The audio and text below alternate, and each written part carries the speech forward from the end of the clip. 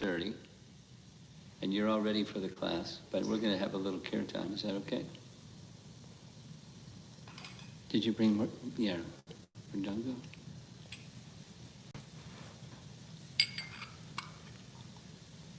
Jaya Radha Madhava Kunjabi Hari Madhava Kunjabi Jaya Radha Madhava Kunjabi Hari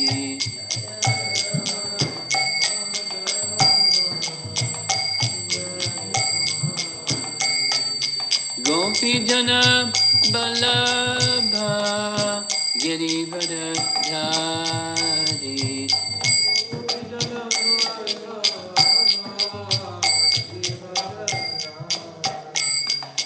Gopi Jana Balabha Girivara Dhari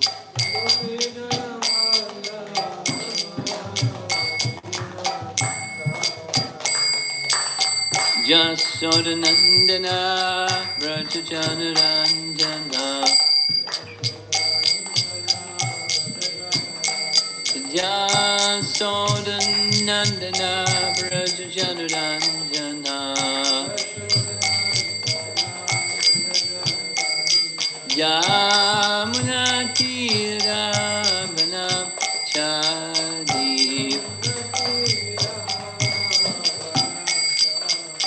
Yamuna Tira Bana Chadi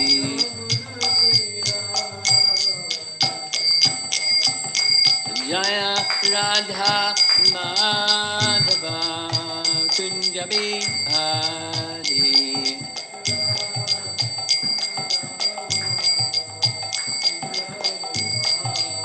Jaya Radha Madhava Kunjabi Hari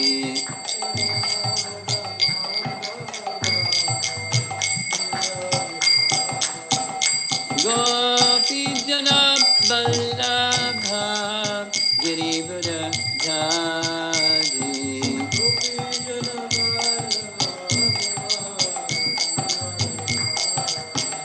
Gopi Jana Vallabha Girivara Dhari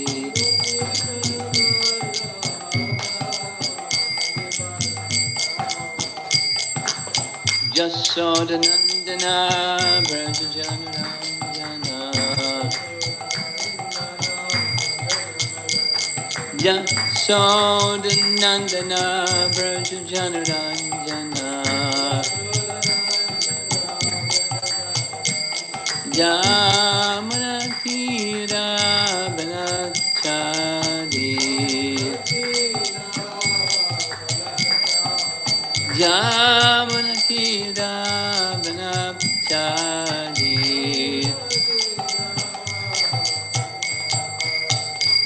Jaya Radha Madhava Kunjabi Hari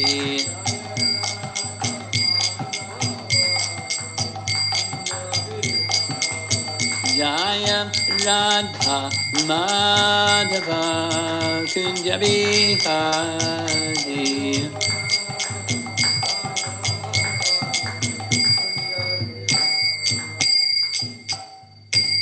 Jayom Vishnupad Paramahamsa Parivajagacharya Astatara Satasi Srimada's Divine Grace Sri Bhaktivedanta Swami Srila Prabhupada Ki Gaur Premanandi.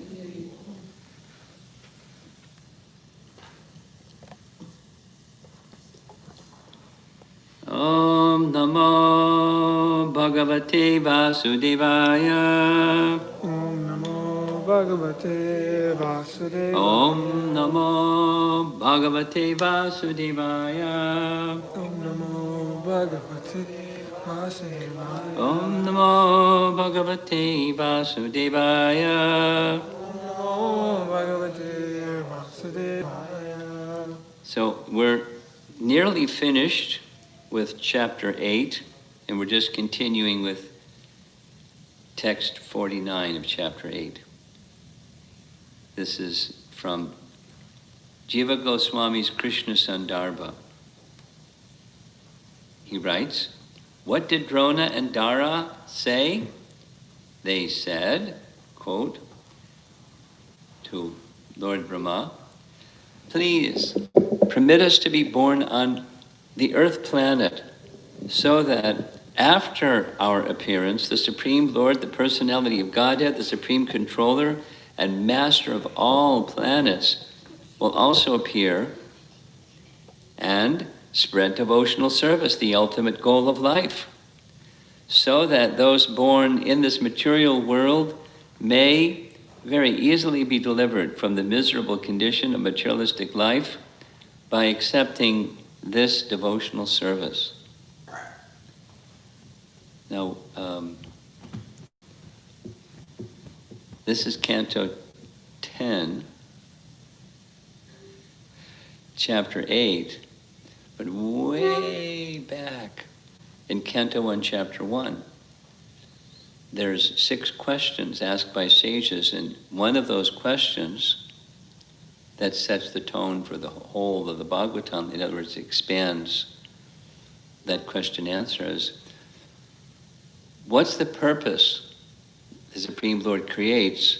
What's the purpose for his entering within the creation? And the answer given there is, Canto 1, Chapter 2, is he comes to deliver the purified souls, those in pure goodness, to take them back home, back to Godhead. And there's a second reason. There's not everybody's ready to go back home, back to Godhead. They're not purified like most of us. So the second reason is he comes to attract them to create wonderful pastimes, like it says here, and spread devotional service, the ultimate goal of life, so that those born in this material world may very easily be delivered from the miserable condition of materialistic life by accepting this devotional service.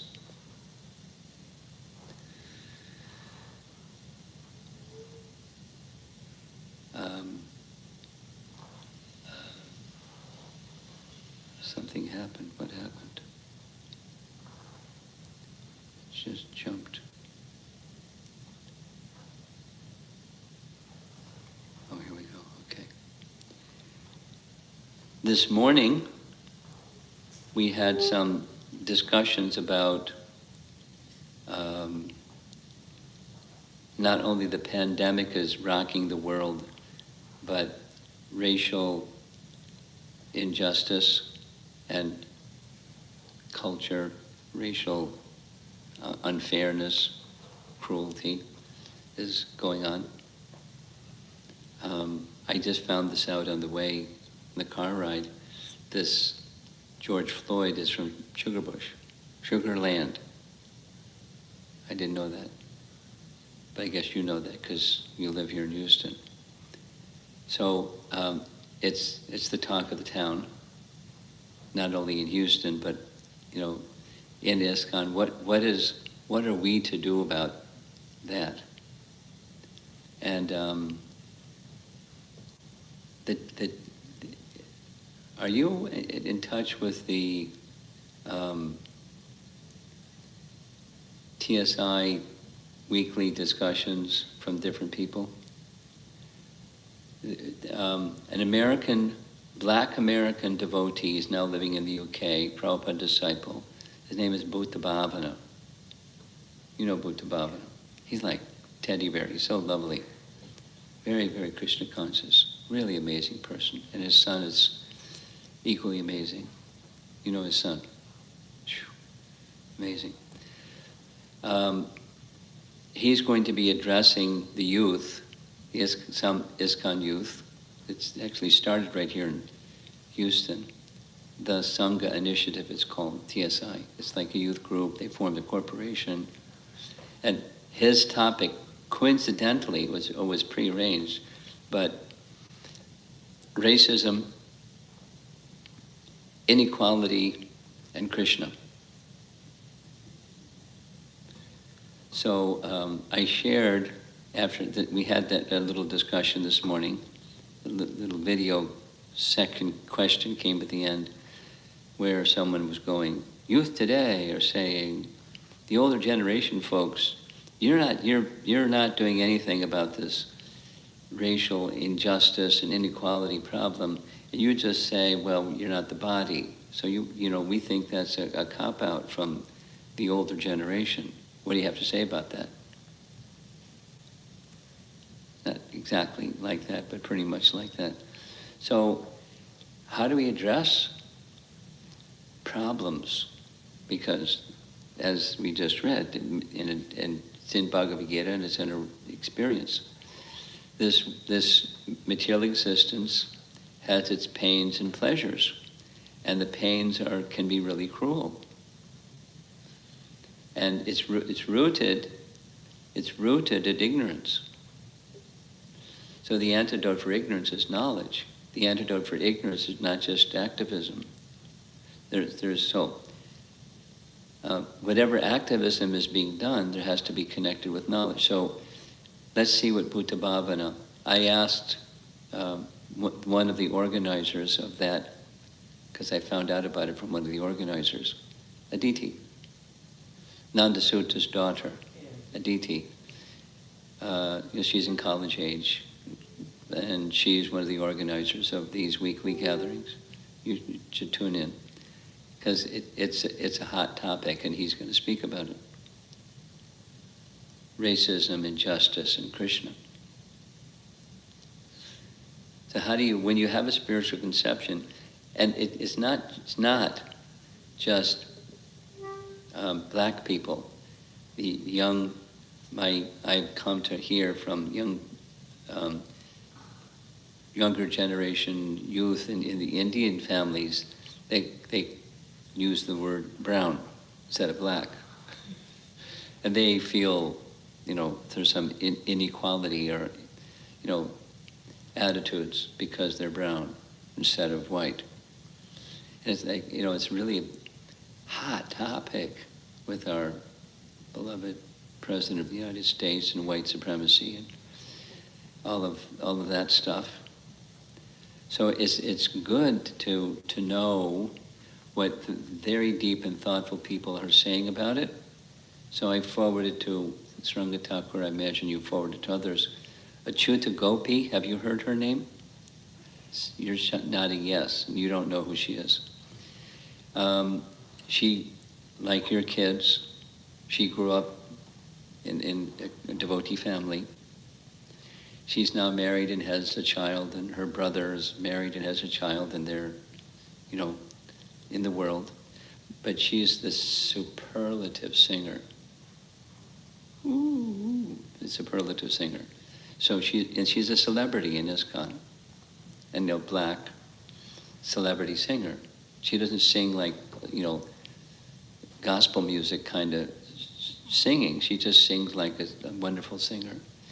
And so she submitted something on her Facebook page about how she feels about, and what's her voice about what just happened and the racism, inequality, and Krishna.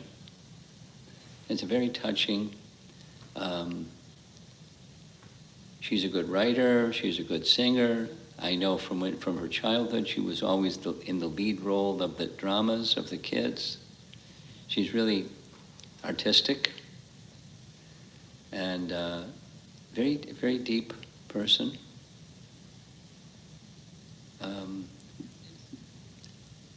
I carry on my USB stick a little folder that just has Achyuta Gopi Kirtans and Badahari Kirtans, those two.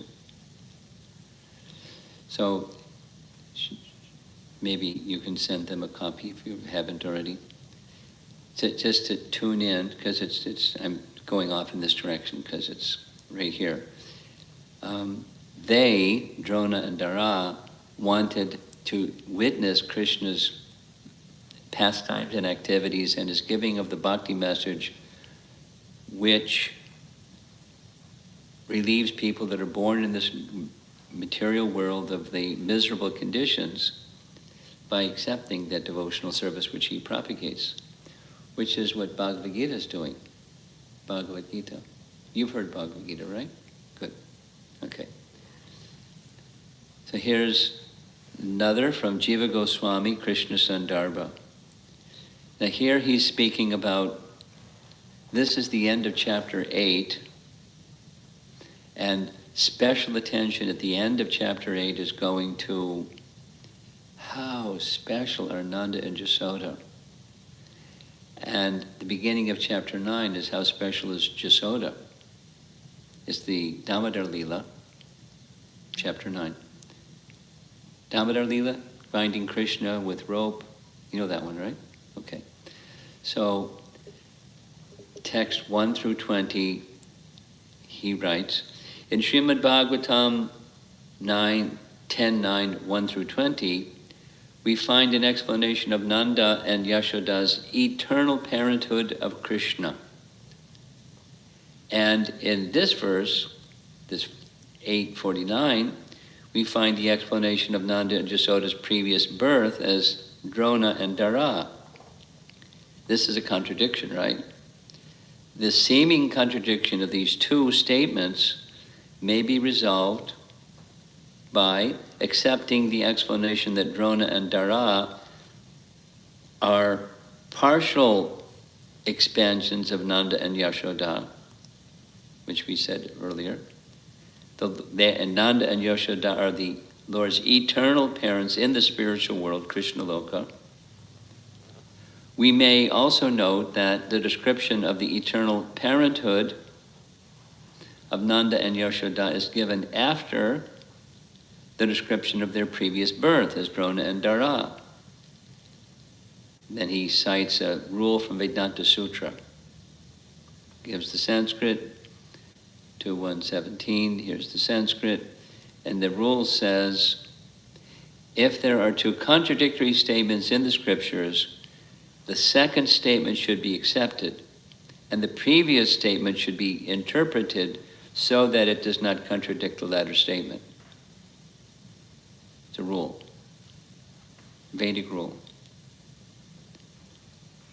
This rule of interpretation is expressed. I mean, not in any circumstance just go interpreting this and that, but here's a circumstance where it requires, you have to align the earlier statement with the second statement. So the second statement is, Nanda and Jasoda, they're eternal parents of Krishna. There's other places where it says they're expansions of his spiritual body. That is to say, his body is Satchit Ananda Vigraha, and his body, his Swarup, expands through some potencies, and so they're potencies of his, eternally, Nanda and Jasoda. Okay, now we're going to read, it's not going to be a long reading. There's Sanatana Goswami. I think I should say something about who the Goswamis are. So, young scholar over here, you know who is Krishna. Do you know who is Lord Chaitanya? Not sure. No, would you like me to explain who is Lord Chaitanya? Well, in Bhagavad Gita, Krishna ends the whole Bhagavad Gita by saying, you know what? Everything else that I've said before, you can place it in a secondary position to one main teaching. One main teaching is, take shelter of me. Mamekam sharanam. Alone, singularly, take shelter of me. And everything else is dependent upon that one. That's the conclusion of Bhagavad Gita. Take shelter, surrender to Krishna. And after Krishna's departure, he began to consider, Kali Yuga began, and people aren't going to understand how to do that. So some teaching needs to be given how to surrender it to Krishna. So there's many ways I could achieve that, but the best way is if I come myself. I'll take the role of my own devotee. I'll take on the complexion of Radha. The complexion of Radha is golden, like molten gold. Krishna's complexion is darkish, like a rain cloud. Radha's complexion is golden, like molten gold. So I'll take the complexion of Radha and the mood of Radha, but I'll teach the way of how to take shelter of me and surrender to me. That's who Lord Chaitanya is. Krishna himself, in the mood of Radha and the complexion of Radha, teaching how to take shelter of Krishna. So when Lord Chaitanya appeared, he descended with his eternal associates, and they took various forms as well. And amongst his associates, there are 6 that are outstanding foremost associates. And they're called the 6 Goswamis. Now, many altars in homes and in temples, there's this little picture. Someday you probably have a picture of the 6 Goswamis. They resided in Vrindavan. Previously, they were aristocratic, well-educated, extremely wealthy. I mean, 2 of them were prime minister and home minister for a third of India under a Muslim government. And they left all their wealth and their position and everything to go live as mendicants in Vrindavan. Those 2 were Rupa and Sanatana Goswami. They were brothers.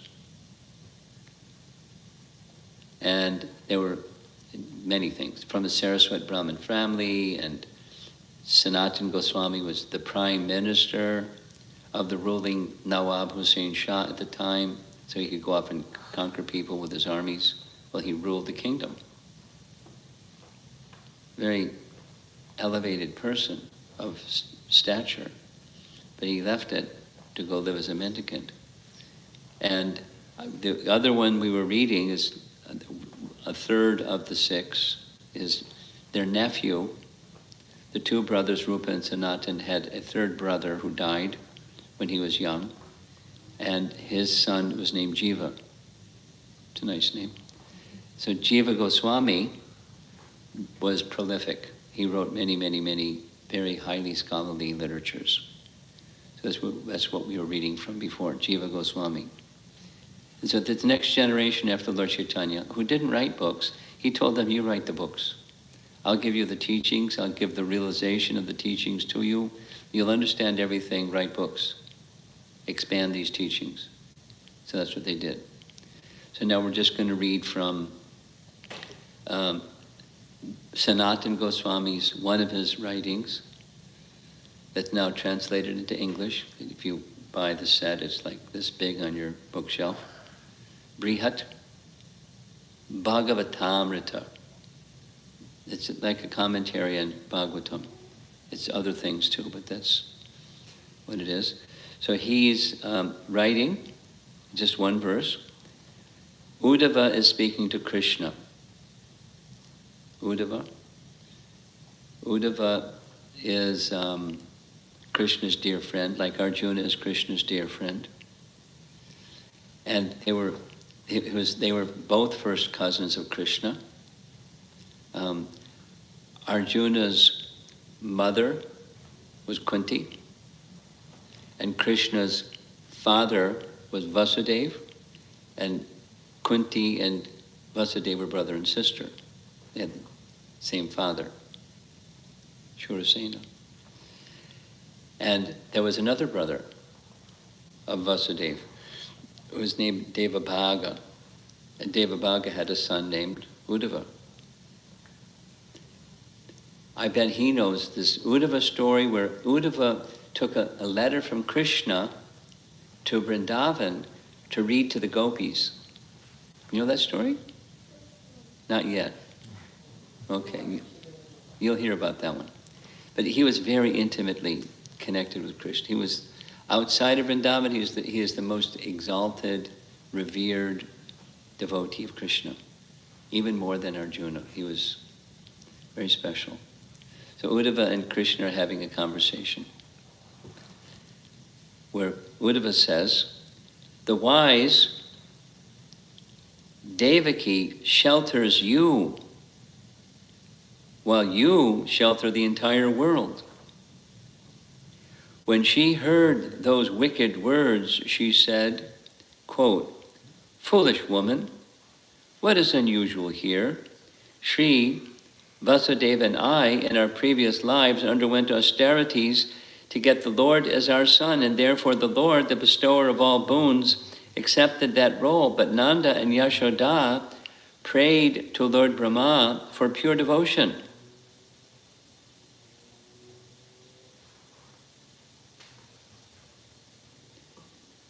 And this is Sanatana Goswami's commentary. Sri Krishna surely has special affection for his parents, Vasudeva and Devaki, as well as Nanda and Yashoda. But Nanda and Yashoda are more intimately connected with Krishna. Here's the explanation why. Vasudeva and Devaki, in their previous lives as Sutapa and Prishni, strove to attain a parental relationship with God. When they finally achieved the Supreme Lord's audience after strict austerities for many years, they submitted to him their desire, and the Lord agreed to fulfill it. So here's a little background that I'm sure you remember, most likely you remember. Krishna appeared in the prison house of Kamsa as the 8th child of Devaki. So when he appeared, four-armed, crown, ornaments, it's not the normal way a child appears. Full stature, everything. So Vasudeva offered his prayers to Lord Vasudeva, his son. Devaki offered her prayers, and then Krishna spoke. So this is Canto 10, Chapter 3. Krishna said several things. I've appeared many times as your son, because 3 lifetimes ago, you were Sutapa and Prishni, husband and wife, Satya Yuga, and you underwent long austerities with the strong desire to have me as your son, and I appeared in the same form before you and said, you pleased me very much by your devotion and your sacrifices, and not only I'll appear as your son, but for 3 lifetimes I'll appear as your son. So the first, Sutapa and Prishni. So he appeared as Prishni Garbha during Satya Yuga. The Goswamis of Vrindavan say that Prishni Garbha is the very same Prishni Garbha that appeared before Dhruva. In the Dhruva pastime, Lord Vishnu appeared, Prishni Garbha, 4-armed Vishnu form. Then in the next yuga, Treta Yuga, Kashyapa and Aditi had as their son Vamana. He appeared as their son. And now Vasudeva and Devaki. The Lord told later, this is in that same chapter 3, O sinless mother Devaki, after 12,000 celestial years, that's Satya Yuga, in which you constantly thought of me within the core of your heart, with great faith, devotion, and austerity, I was very much satisfied with you. Since I am the best of all bestowers of benediction, I appeared in the same form as Krishna to ask you to take from me the benediction you desired. You then expressed your desire to have a son exactly like me. There's a problem, there's no one's exactly like Krishna. But he is expansion. commentary continues. Krishna is known as Varada Ishwara, or the best of those who give benedictions. By granting a single boon, he was able to bless Prishni and Sutapa to become his parents not only once but 3 times. But to Nanda and Yashoda, whose love for him was even more pure, Krishna bestowed a greater reward. In the rasa of parental love, they enjoyed the topmost perfection of prema bhakti, found only within the realm of Sri Vrindavan Dham. Paragraph. Nanda, in the role of the Vasu Drona, expressed the unconditional purity of his love when he prayed to Brahma, which is this verse, 10.8.49. Quote, Drona to Brahma, please permit us to be born on the planet Earth so that after our appearance, the Supreme Lord, Personality of Godhead, Supreme Controller, and Master of all planets will also appear and spread devotional service, the ultimate goal of life. Same translation. Thus, those born in this material world may very easily be delivered from miserable materialistic life by accepting devotional service. Nanda was concerned for the upliftment of the unhappy conditioned souls. He wanted Krishna to exhibit his childhood pastimes so that the world could hear and recite them and regain the taste of love of God, which is what we're doing by Krishna's mercy. And then the next verse, when Brahma said, yes, let it be so, the foremost Drona, who was equal to Bhagavan, appeared in Braja Pura, Vrindavan, as the most famous Nanda Maharaj, and his wife Dara appeared as Mother Yashoda. Purport. This is BBT purport. Prabhupada's writing. Because whenever Krishna appears on earth, he superficially needs a father and mother. Drona and Dara, his eternal father and mother, appeared on earth before Krishna as Nanda Maharaj and Yashoda. In contrast to Sutapa and Prishnigarbha, that was their son, they did not undergo severe penances and austerities. They, Nanda and Yasoda, did not undergo severe austerities and penances to become the father and mother of Krishna.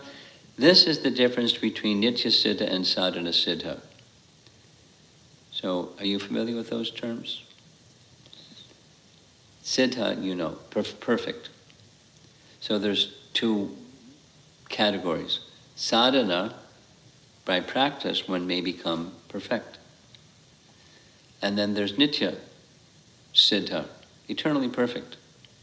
They don't have to do anything. They already are, and they continue to be eternally perfect.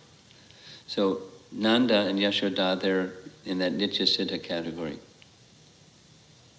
And some, like Sutapa and Prishni and so forth, they need to do something to become perfect. They had become perfect. But the perfection that they achieved, not only there's a perfect is perfect. It's not like I'm a card-carrying Nitya Siddha. Here's my badge. See? So it's not like that, not pecking order kind of thing. But they're very special. They're very special in the sense that they have a kind of love that is extraordinary. And the sadhana siddhas learn from the nitya siddhas. Here's how it works. It's Prabhupada's explanation to make it really simple. Supposing some of us in this room, or something, maybe supposing all of us in the room, we become perfect sadhakas somehow in this lifetime. So then what? What Prabhupada explained is, from this position, we don't just go directly to Krishna Loka, but we go to wherever Krishna is performing his pastimes in the created realm, because pastimes are going on eternally in the created realm. His Nitya Lila is being manifest somewhere in some part of the creation. And we get trained by the Nitya Siddhas in the mood and the services of, apprenticeship from the experts, the eternal perfect, train the Nitya Siddhas. Huh? They train the sadhana siddhas. Nitya Siddhas train the sadhana siddhas. Yes. So, the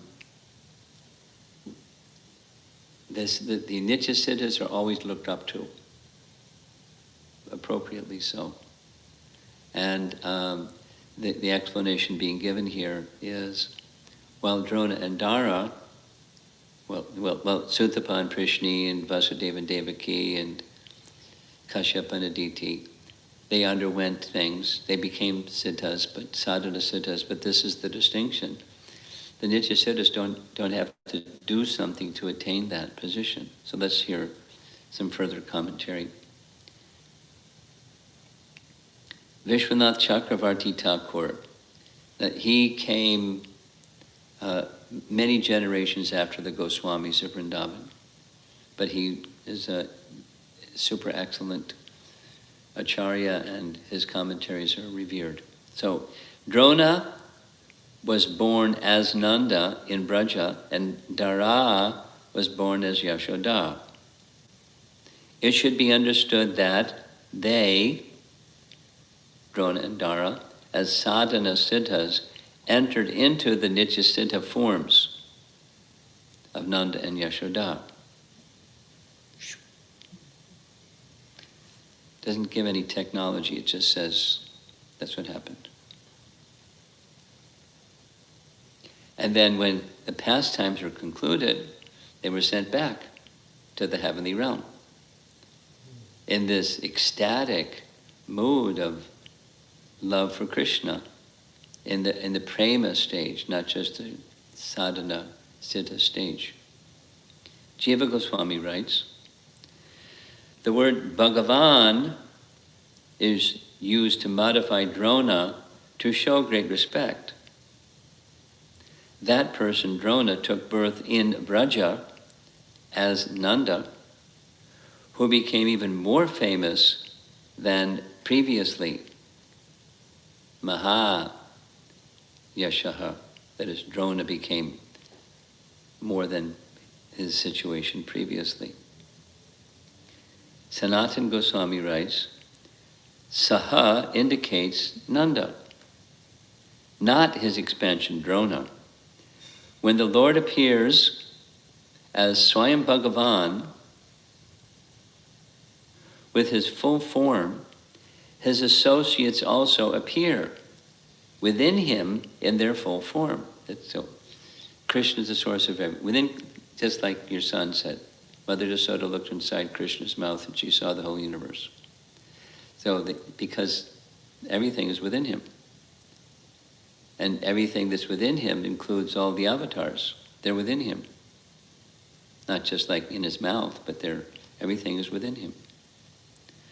So when the scriptures say, in each day of Brahma, there's 1,000 cycles of the 4 yugas, and then comes his night of equal duration. In one of those 1,000 cycles of the 4 ages, so Satya, Treta, Dwapara, and Kali Yuga, in one of those 1,000 yuga cycles, Krishna appears and goes to Vrindavan, which means in the other 999, in each day of Brahma, Krishna appears but doesn't go to Vrindavan. He's the 4-armed son of Vasudeva and Devaki, and he doesn't go to Vrindavan. But he has pastimes in Mathura and Dwaraka. It's very special. And Nanda and Yasoda are very special. as the mother and father in Krishna's pastimes in Braja. I'll read the sentence again. When, this is Sanatan Goswami, when the Lord appears as Swayam Bhagavan with his full form, his associates also appear in their full form. Now that's also Nanda and Yashoda, his associates. They appear to participate with him. He was born in Mathura district. He was very famous. This was indicated by his prayer. More than previously, he was famous. He was known as Nanda. This also indicates his fame, which means giving joy to all. Nanda. Mahayashaha can modify both Nanda and Yashoda. Okay, so we have just a couple more verses to finish the chapter, but that's going to be Monday evening, I guess, because this weekend we're going to do something else. You know what we're going to do this weekend? Chanting, importance of chanting. Yeah. This is the council thought many different ideas, but the final idea is encourage them this weekend, have extra classes that encourage strengthening of sadhana, and particularly strengthening chanting. So I thought that was a nice idea. That's what we're going to do, instead of reading Krishna's pastimes.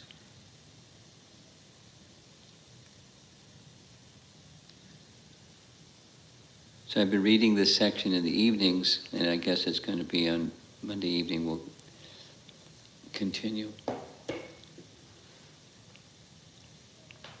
Just a little bit of comment and see if there's some discussion.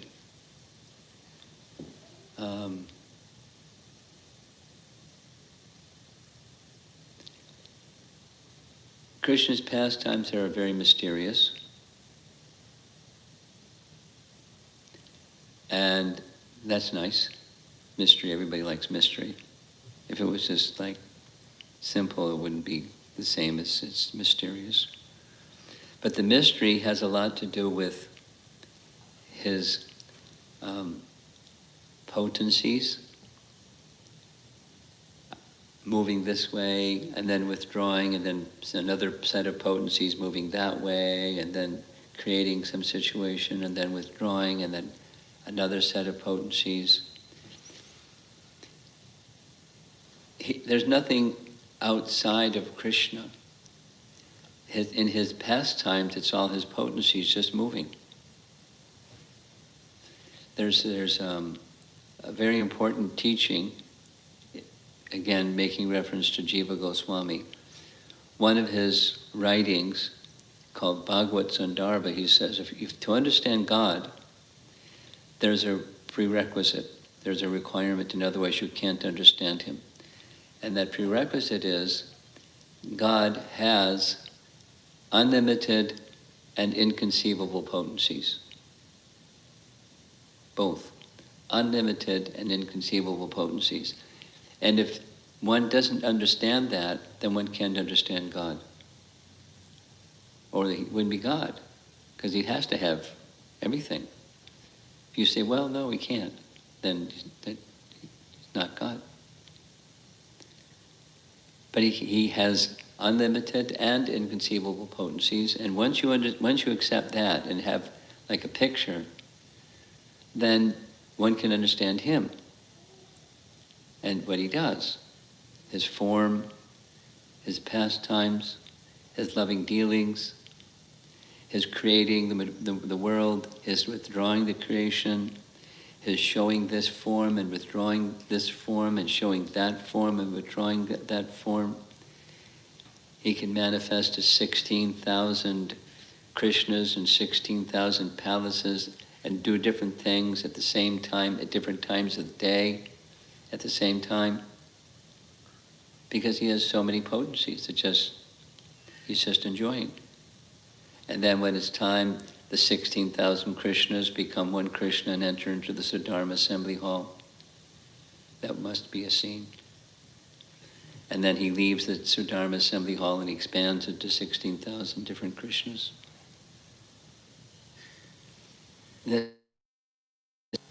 But he does what he does through his potencies, and he does what he does for a loving exchange with his devotees, because that's Krishna. And even the non-devotees. He does things with the non-devotees in such a way it elevates them.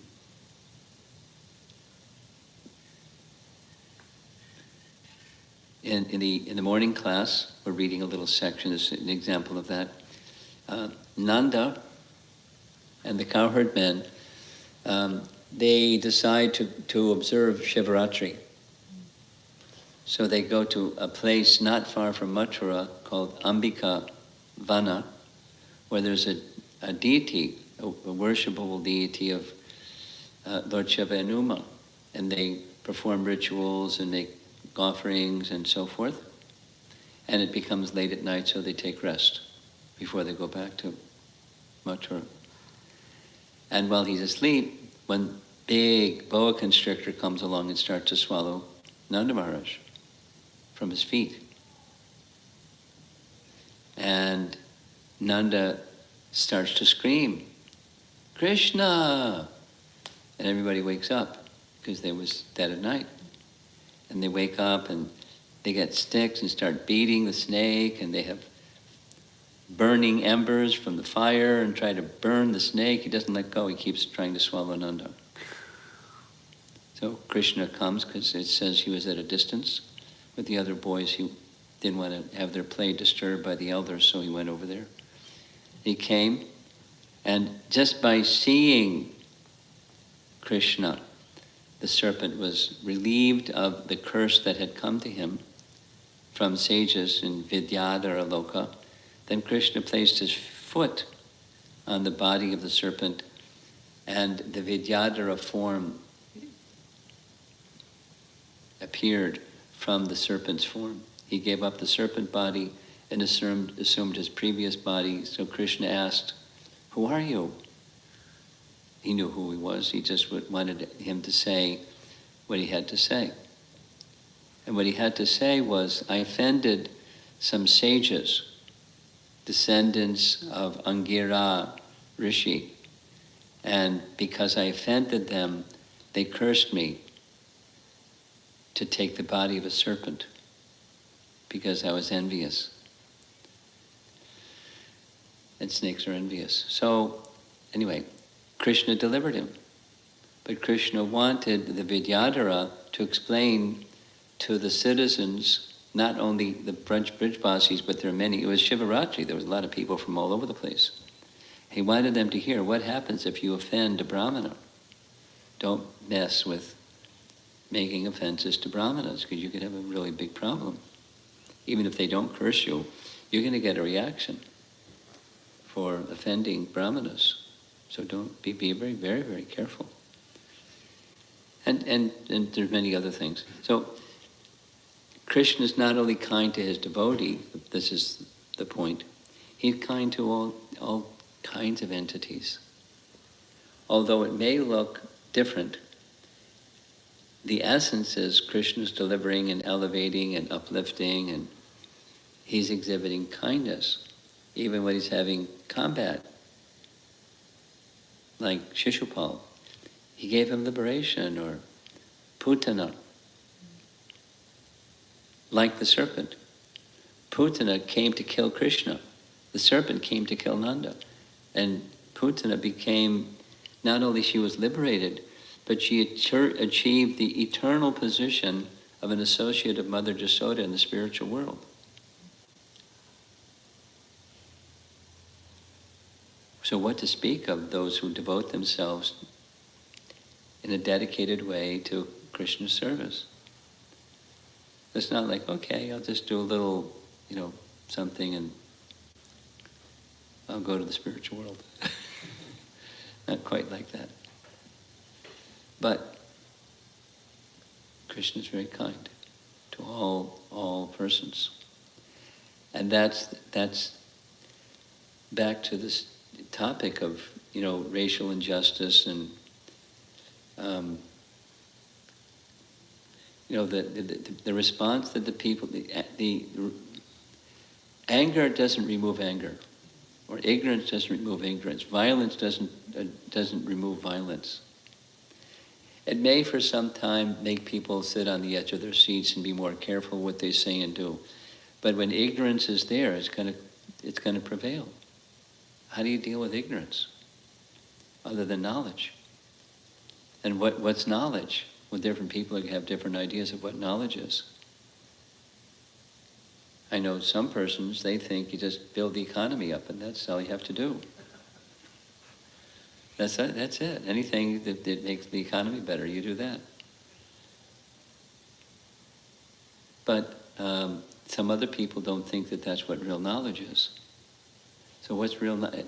That's the antidote for inequality and injustice. I mean, it's not a quick fix, but it's not a quick deterioration either. Ignorance doesn't come about, boom. It's a long cultivation of turning away from light, and then darkness prevails. And people that have knowledge understand that's at the root. The root cause, Prabhupada teaches this over and over, so I'll say it. The root cause of all suffering is ignorance. Buddha teaches the root cause of all suffering is desire. The Vedas teach behind ignorant desire is ignorance. Desire isn't the problem. It's ignorant desire. It's the influence of ignorance. Have a desire to be, let's just say, real simple language, be a good person. Of course, different people have different ideas what a good person is. Build the economy, that's a good person. So,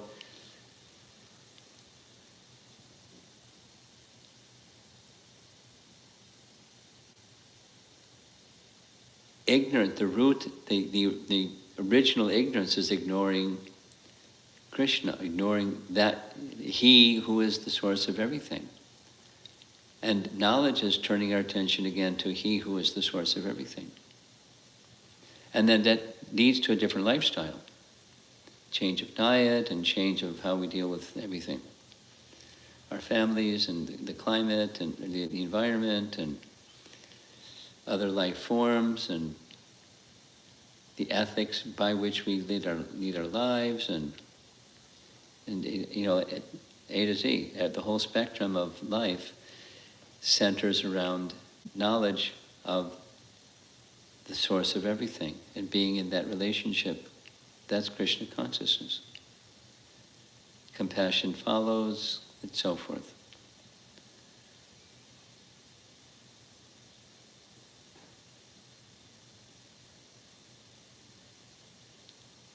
And the last thing, just hearing these descriptions, like your son that is hearing the descriptions. I don't know who's the one who's teaching him, but whoever the person that's teaching him, he's a good student. Oh, you're the teacher. Okay. He's like a sponge, this boy. I mean, how much he understands, that's another thing. That's okay.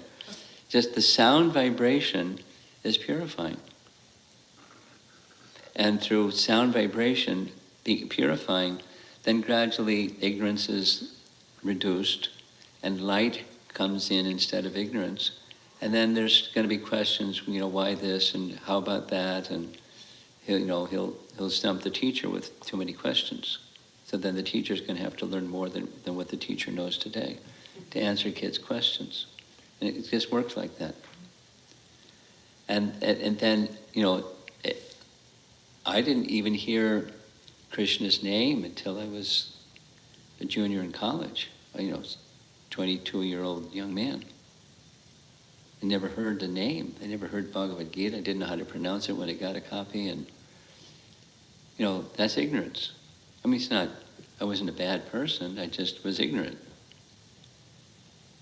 But sound vibration, especially at an early stage.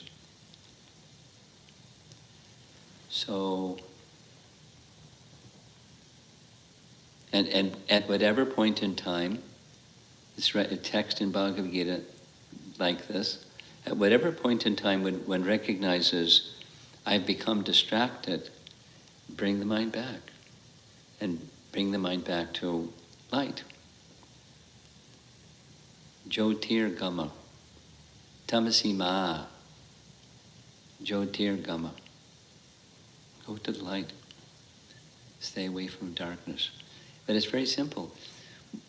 Prabhupada made it so simple. When you're looking at the light, when you're looking at the sun, what do you see? Light. When you turn your back to the sun, what do you see? Shadow. And there's not a third thing. So turn to the light. Turn toward Krishna. And what do you see? You see Krishna.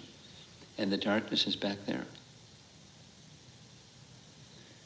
Now, simple sounding, the problem is we're attached to darkness. We're not attached exactly to darkness. We're attached to things that are dark. We don't like misery, but we're attached to things that are causing forgetfulness. We're habituated to it. So it's not that the things of this world are bad, it's just the consciousness behind the things of this world. Technology isn't bad. I used to have this phobia of getting a computer. I thought, no, I don't want to get entangled in technology. But when I understood it's useful, no. I mean, it didn't happen quickly. It took about 6 months. But I'll get a computer. Now I use it regularly. But using something in service to Krishna is different than being attached to something in the spirit of material enjoyment. I'll find happiness out there somewhere by objects. It's a mistaken idea. That's ignorance. We use things in service to Krishna. That's knowledge, because he's the source. And hearing the Bhagavatam's message helps restore that original position of knowledge. It's a fact. So let's see if there's some discussion. What we've been doing, it's already an hour. What we've been doing is persons who are in the room, if you have some discussion points, we'll do that first, and then online discussion, questions. So, anyone in the room would like to have some topic discussed? Maharaj, I have a quick question. So, I know in Bhagavad Gita it is mentioned that having your spiritual master is required. How do we go into that path to find a spiritual master? I mean, at this time, right? I mean, where we are trying to devote as much as time, but what is the right path? It's a standard question. Okay. So you're not alone asking the standard question. I'll say a couple little things, but I'll make reference. I'll send to you, because I know how to send him documents. There's a whole series of documents, links to, 15, 20 different answers and different angles of that question. How do I go about it? There's a student in Singapore who I met, and we're in some discussion. She's, married and has children, and she's, very intense person, it seems, and she's really fixed on the idea of, but she had some bad experience. Somewhere down the road, she found someone, and then it turns out the person wasn't qualified, and she felt cheated without the detail. So she's more cautious, but still she wants to go forward because that's what Scripture says. So I've been having some dialogue. There's a number of responses to that question. I'll send them to you. Included is a compilation that goes back probably 35 years, maybe something like 35 years. A devotee named Shubhananda, he compiled everything in Prabhupada's books on the topic. Whenever, then he, the index has, it's grouped according to topic. So you can click on a topic and go to where he says something about this and go back out again, and then another topic. It's a long book. It's several hundred, maybe 250, 280 pages long, something like that. So you can really plunge in if you want. Then there's some other that are a little more simple. So the short is, first and foremost, in ISKCON, we want to develop a relationship with Prabhupada because he's the principal person that we hear from. He's the principal Shiksha Guru. So developing an understanding of who he is and hearing about him, a really fantastic way is the movie. Have you seen it? The Hare Krishna movie? There's many. Yeah. There's biographies about him, but you send them the link. And so develop an understanding of who and some sense of connection with the founder Acharya, the principal Shiksha Guru. And do that for some time. Don't worry about who's going to be your Diksha Guru for now. And just do that. And then in the course of time, you'll hear from different persons. They come and they visit and you hear and you see and you exchange. And then there's all kinds of recorded material out there, and you can hear from the recorded material. And it's it's a personal decision and a personal relationship, and where you feel that there's the Krishna connection is coming into your life through that person, and there's strong fidelity with Prabhupada and Prabhupada's teachings, because you now become familiar with Prabhupada and Prabhupada's teachings. They're transparent, and there's a Krishna connection coming through that person that tells you something.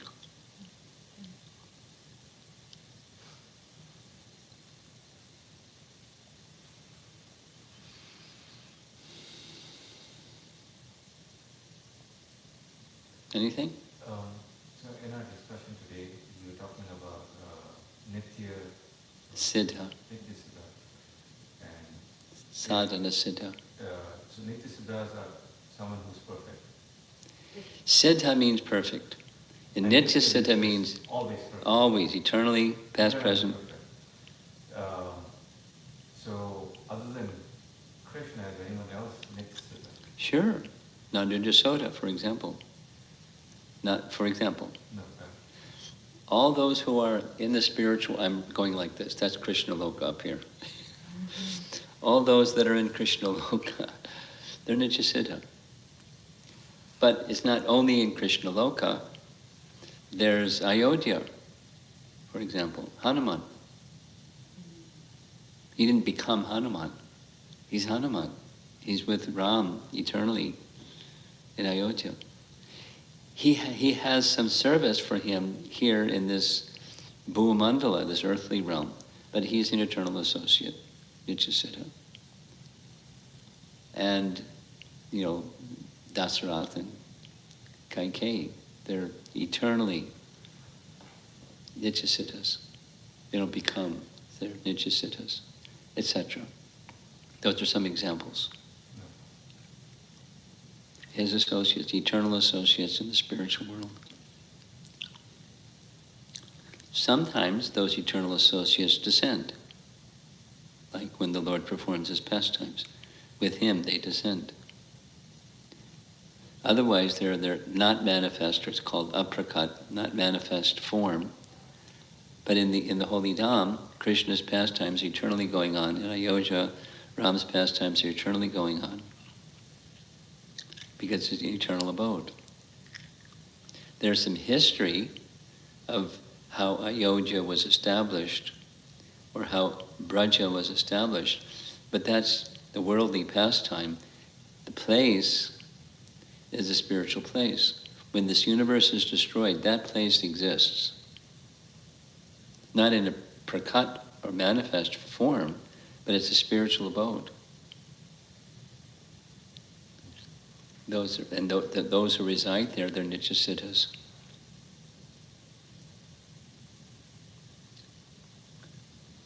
Radha, and the gopis are expansions of her. They're her expansions. So Radha and the gopis, they're Nityasiddhas. But when Krishna performs his manifest pastimes, there's some sadhana siddhas that are getting trained up by the Nityasiddhas.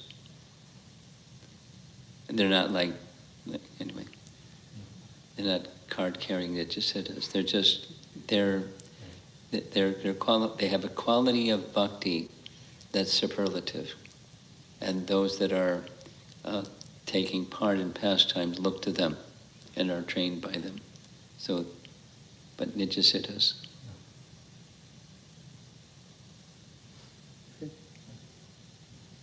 You have something? I heard about the wellness pastime, but I never heard about the Krishna Garbha. About which? Krishna Garbha's pastime. It's like when Sutapa and Krishna gave the birth of the Lord. Yeah. Lord appeared as a There's not a lot of description about their pastimes, if that's what your question is. Yes. There's not a lot of description. All that I am aware of, there may be someplace somewhere. It's not in the Bhagavatam. It may be in one of the Puranas. All I know is what I just shared, which is like what pastime does Prishnigarbha do with Drona, with Dhruva? They have a conversation, and he goes to the spiritual world. That's all that's said. That's all we know. And one more question, Maharaj. The other day, when you mentioned we should call Krishna, Krishna, I'm yours and you are mine. So I was contemplating on these two things. And I found when I am in association with the Prabhupada books or classes, that time I can feel like Krishna, I'm yours, you are mine. But remain day when I am doing other chores, even though my mind with Krishna, but that feeling, that emotions or bhava is not with me. So is this artificial? No. It's forgetfulness is the conditioned state, and awakeness is the spiritual state. So you're waking up. You're half asleep and half awake. It's not artificial. The distracted mind is the conditioned state. That's what's going on. So keep the practice, and it's not practice to become something that's artificial, it's practice that's awakens something that's natural but forgotten.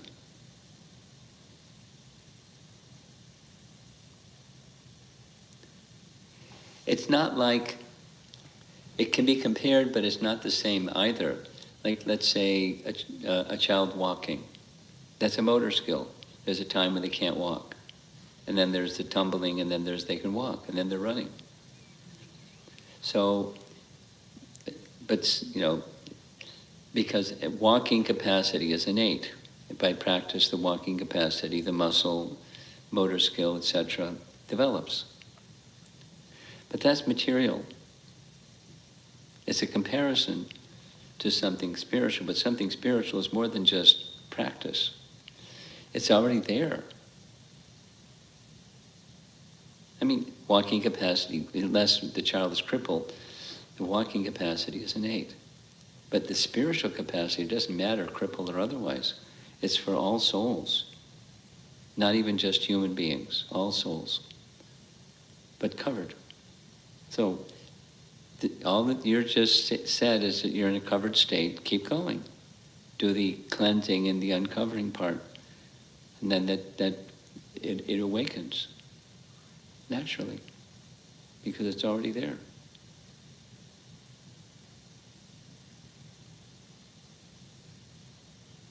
I have one more question, Maharaj. Can I ask? I think for last 1 week, everybody was asking me about the mantra of Krsna. I was thinking I will ask related to that. I tried hard to memorize the prayers. Which one? Vritrasura. Vritrasura.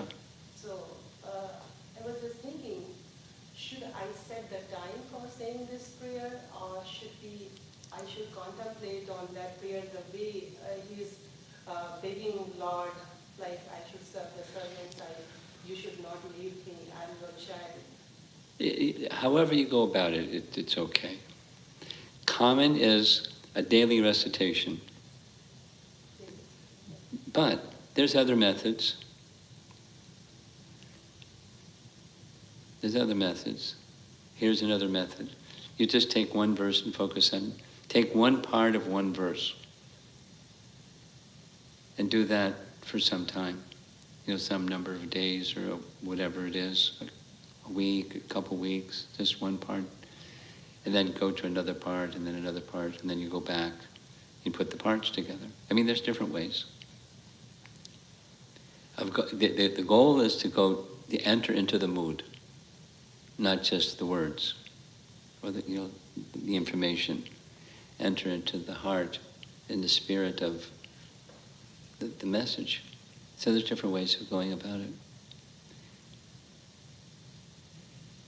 Sanskrit recitation, neurologists have studied, has an effect of increasing memory. Did you know that? Different neurologists in different parts of the world. There's one neurologist from Spain, there's a group of neurologists from America. Studying Sanskrit recitation results in memory increases.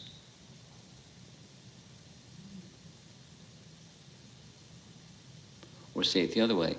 When it's diminished, there's memory loss. That's called Kali Yuga.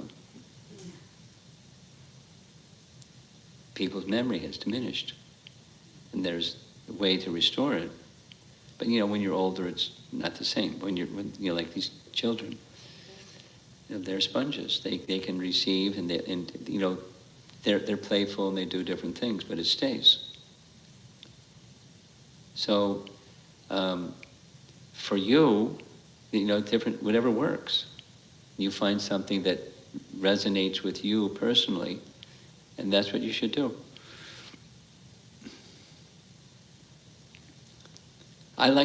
Personally, I like the second approach. It suits me. I get interested in a particular verse and just absorb myself in the parts of the verse and over and over and over and over. And then it's in here. It's not up here, it's in here.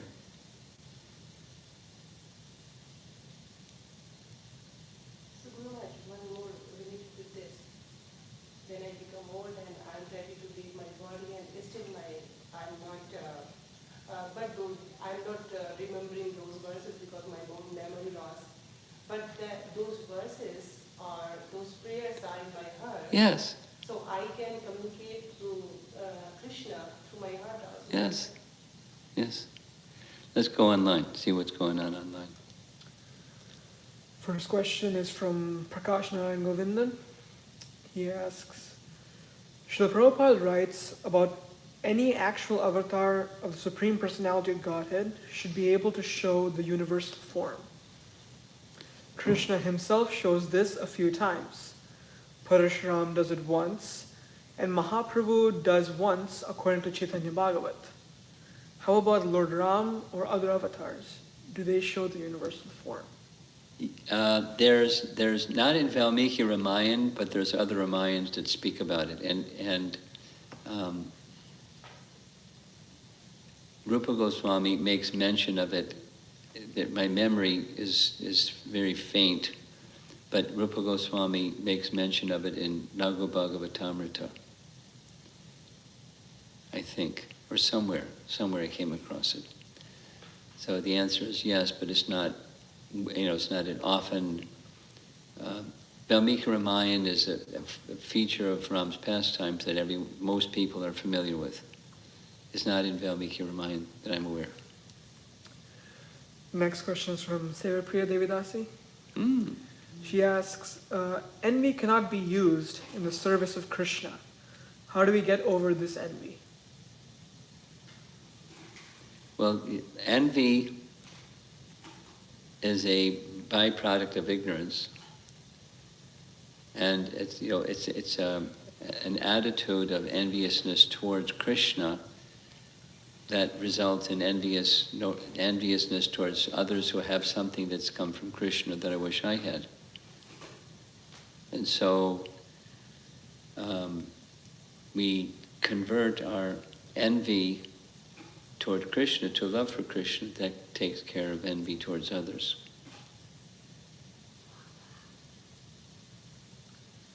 Next question is from Sanchari Dasi. When someone possesses Brahmanical qualities but does not worship Krishna, do offenses committed to them still count? Not so much if they are just quote-unquote good persons, but by their nature they possess these elevated qualities even if they are of different faiths or no faith. Well,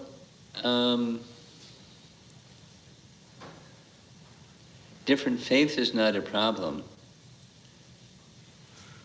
but possessing qualities that now you see it, now you don't, is not the same as qualities that are enduring. There's an often repeated or recited verse, Yasyasti bhaktir bhagavatya kinchana sarvair ganais tatra sama sute sara harava bhakta shukato mahadguna mato manoratena asato bahi. It's a verse where it's said that good qualities are naturally decorated upon the devotee, good qualities, exalted qualities of the demigods. However, those that are not devotees, while they may manifest some quality temporarily, it disappears quickly because it's ephemeral. It's not substantial. Substantial is sat. It's resting upon. So, a Brahmin is one who knows Brahman, and that's sat. They know the absolute truth. So a short answer is, I'm giving an involved answer. A short answer is, different faiths is not the problem. One can be of Brahminical quality from a different faith. That's not a problem. But so they are to be respected, regardless of the faith system that they're brought up in and familiar with and abiding by. But those that are, that there's no shelter in the personality of Godhead, if we see some good quality, it's a mode of goodness quality that is also mixed with other modes of nature and disappears in course of time. So it's not the same in that case. Next question is from Radha Kun Devidasi. Lord Krishna's eternal parents are Nanda and Yashoda. Once their pastimes are done, they will be going back to Goloka. What happens to Devaki and Vasudeva? Do they too go to Goloka? They go to Krishna Loka in the Mathura realm. That's where they go. Because Mathura is an eternal abode, part of Krishna Loka. Okay? Next question is from Uttama Bhakta Prabhu. City life demands more time, energy, and unnecessary things. Does it mean that most of the spiritual progress will be internal? No. You take those so many things and use them in Krishna's service. It depends on your psychophysical nature, but urban life is suited for some and rural life is suited for others. And no one can be fully Krishna conscious, like kings can be fully Krishna conscious and have very involved in worldly matters, but it's the Krishna consciousness that's important. And there's kings that are not at all Krishna conscious. Next question is from Paramarupa Prabhu. He asks, Srila Prabhupada writes in the Bhagavad Gita, 11th chapter, 3rd verse purport, that one who claims to be Krishna should be prepared to show his universal form to confirm his claim to the people. That does not mean that an incarnation necessarily has to exhibit a universal form, as the phrase used is prepared to show. That's how I am understanding. Is this correct? Yeah. Next question is from Sevapriya Devdasi again. Oh. Bharat Maharaj was in the Bhava stage. Then why did he fall down?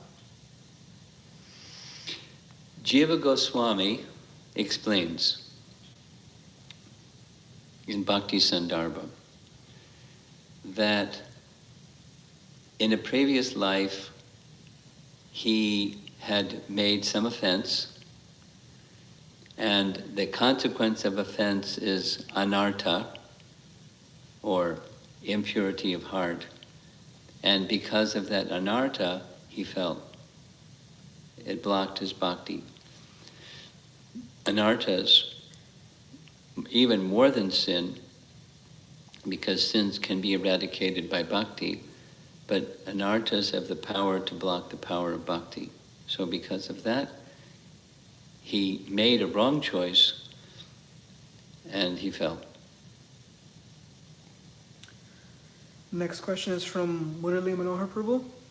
He asks, in Gajendra's pastime, we see that the Lord personally came to take his devotee Gajendra back to his abode, as he came personally to deliver him and take him back. Are there other instances where the Lord personally came to take his devotees back?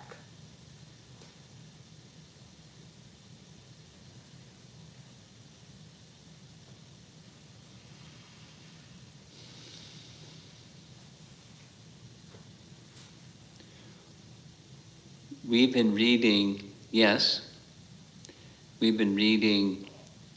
in earlier sessions I've mentioned from Padma Purana that Krishna took his devotees back to Krishna Loka after the concluding of his Braja Lila. He went to Braja, spent 3 months, arranged for a charter flight, Vaikuntha Vimana, to take them to Krishna Loka.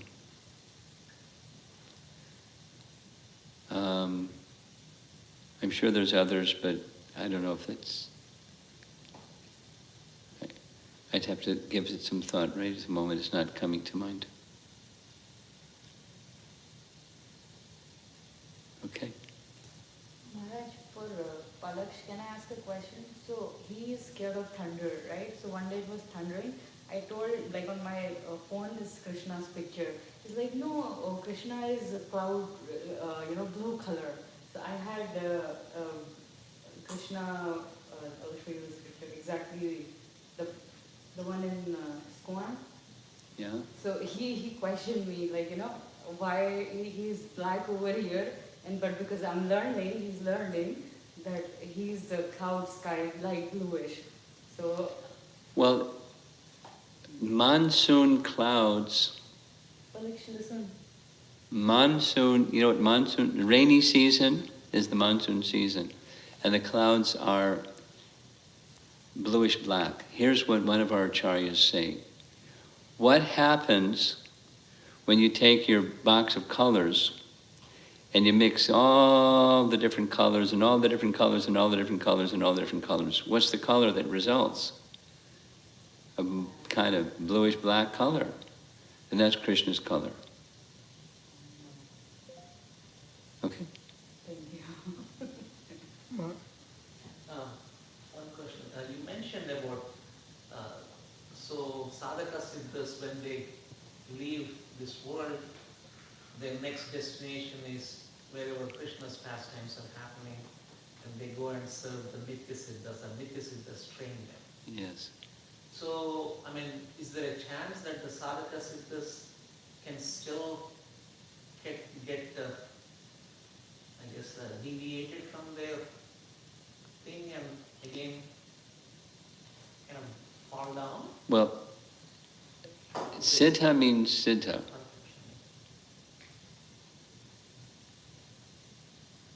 But in the case of Drona and Dhara, they kind of got attracted, because of their association, they got attracted towards.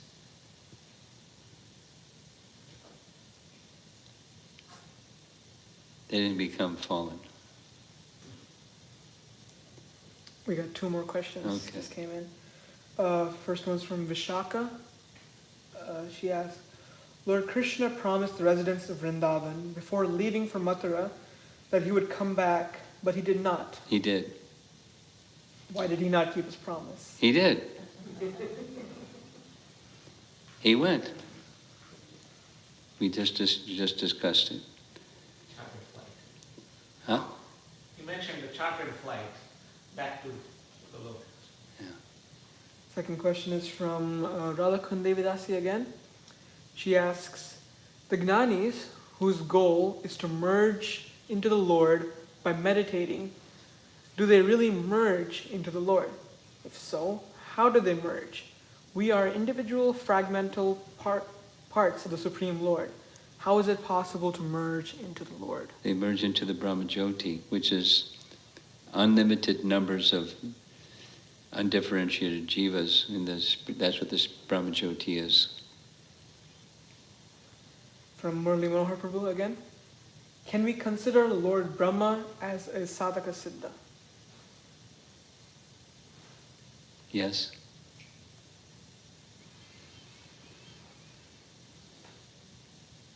Anything from you two?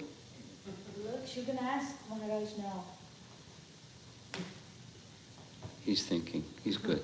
Yeah, he has a lot of wild questions. Yeah, okay. Like you mentioned. Okay. If you think of something later, you can ask Mom and Dad and they'll send me the question, okay? Okay. Srila Prabhupada ki? Jai.